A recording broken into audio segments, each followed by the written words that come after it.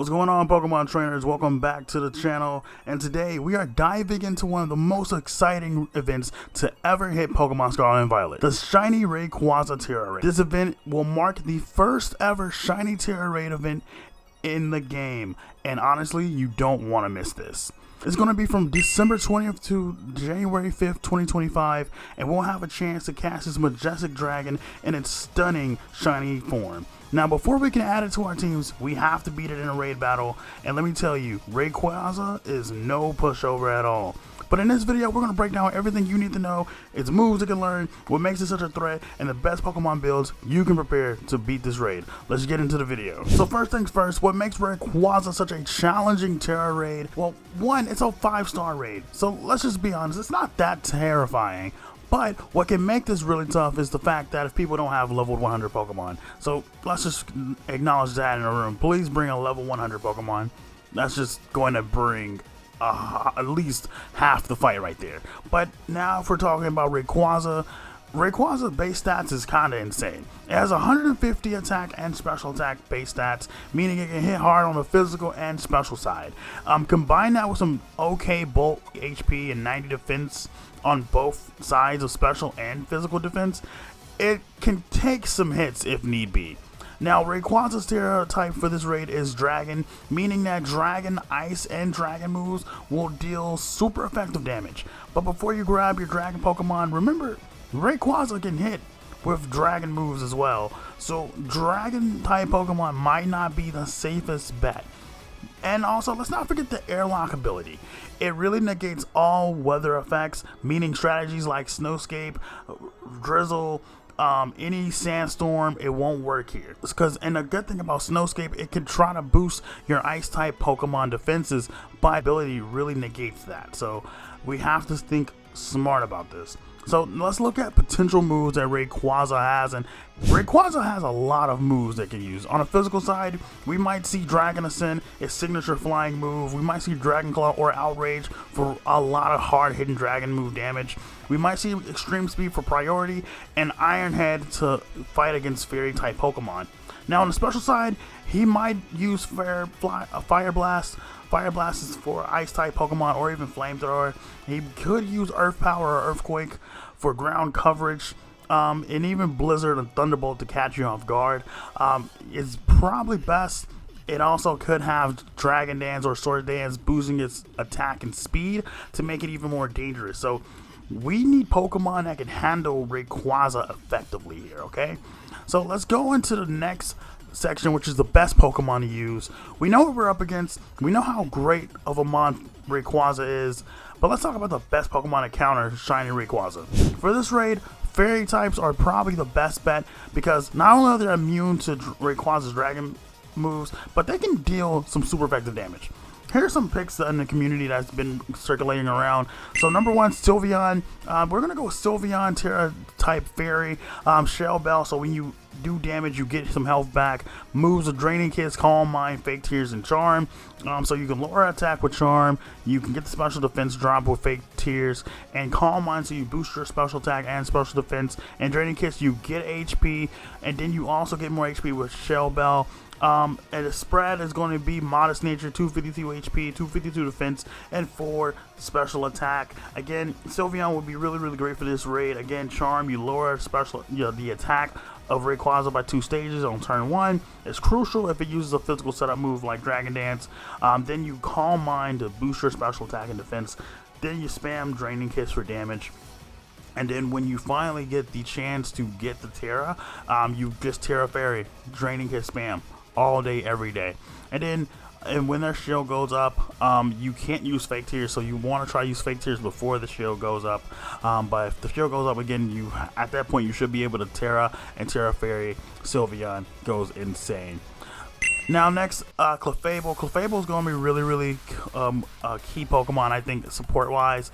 You got Tera Fairy, you got Draining Kiss, Metronome, Cosmic Power, Reflect, and Protect. AV spread is going to be Bold Nature, 252 HP, 252 defense, and 4 special attack. It's going to be Unaware, so that way you can avoid all the attack boosts from Rayquaza coming in with Iron Heads. So that way you're just taking these hits like a champ. Now, Clefable's unaware ability is a really good counter against Rayquaza's setup moves like Dragon Dance and Swords Dance. You're going to start the battle with Reflect to boost team defense. Then you're going to Cosmic Power to raise your bulk even further. And you're going to use Draining Kiss for consistent damage and healing. And then you got Metronome. Each time when you do damage, it just adds on. It just continues to add more damage. But next we're going to go with Azumarill, number 3. Everybody and their mama knows about Azumarill.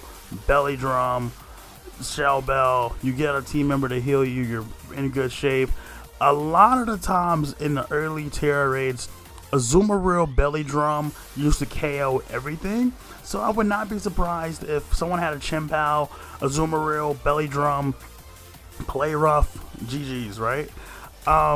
So we know Azumarill, Terra Fairy, Shell Bell, Belly Drum, Play Rough, Mud Slap to get some accuracy loss, Chilling Water so we can get lower attack, and the EV spread is going to be 252 HP, 252 attack, 4 defense, and it's going to be Adamant Nature, and abilities huge power. Again, I can't say this enough. Azumarill is a powerhouse, especially in Tera Raids. You're going to try to use Mud Slap to lower Rayquaza's accuracy early, and then you're going to set up Belly Drum to max out your attack. Then follow with Play Rough to deal massive damage as long as you don't miss. Healing with Shell Bell as long as you keep doing the attacks. Now, if Rayquaza outspeeds you, it has strong and steel and ground moves, and it also could have extreme speed if you're already weak enough from your Belly Drum and you don't get an attack off and you miss your Play Rough. So there are chances with Azumarill, but Azumarill really works when it's really good. Now let's talk about some support options, right? If you're playing online and you want to support your team, these Pokemon are some great options as well. We got Grimmsnarl. You just bring moves like Reflect, Light Screen, Fake Tears, and Spirit Break. I don't think you can go wrong with that with the Light Clay item. Any type of EV should work, but just make it on a bulkier side, maybe. Probably make it Bolt Nature for Grimmsnarl. Prankster ability makes it so Reflect and Light Screen goes up, providing a huge defensive boost. Then we got Alcremie, or Alcremie, whatever you want to call it. Big moves on this Pokemon is Decorate, so that way you can get your Pokemon team attack and special attack up immediately, and then you can lower Rayquaza stats with Fake Tears as well, and then you can also do consistent damage with Draining Kiss as well, and Acid Armor boosts your special defense. So you have a lot of options with Alcremie, but Decorate is a really big one. And then lastly is Galarian Weezing. Galarian Weezing is a really cool mon. He has the neutralizing gas ability, but that's not a really good ability if you're banking on your own abilities for your team. So you probably want to go Levitate so it doesn't get hit by any earthquakes if it does bring earthquake or earth power. Then Acid Spray, and then Clear Smog. So Acid Spray is going to lower special defense.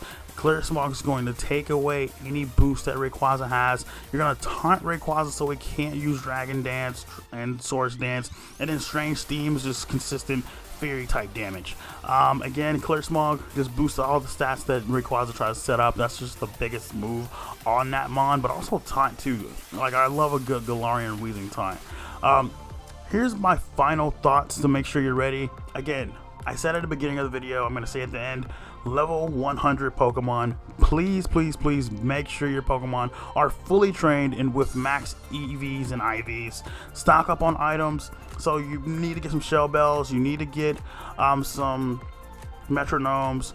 Try to get prepared for this Tera Raid.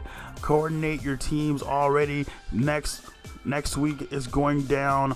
It is going down. We are going to get this Tera Raid. You got some friends that's already talking about it. I'm talking about it. Leave a comment if you guys want to coordinate and play with this Tera Raid. If you're playing online, communicate with teammates to balance your attackers and support Pokemon. So maybe before you guys click ready, you guys show what mons are doing, and people like it and they like it, they click yes, whatever. I don't know, but it's better if you just do it with friends. Don't do it online. That's just my recommendation. But that's really everything you need to know on how to catch Shiny Rayquaza next week. Let me know in the comments what Pokemon you're planning on bringing, and if you have any cool strategies that I didn't cover in this video. I'll be testing out some builds as soon as the event go live, so if you enjoy the video. Again, make sure you leave a like, subscribe, and comment for more Pokemon content like this, and turn on notifications so you don't miss any updates. Again, I'll catch you guys in the next video. Thank you guys for watching. Good luck in the Tera Raid, and get that Shiny Rayquaza. Until the next video, I will catch you later. Bye-bye.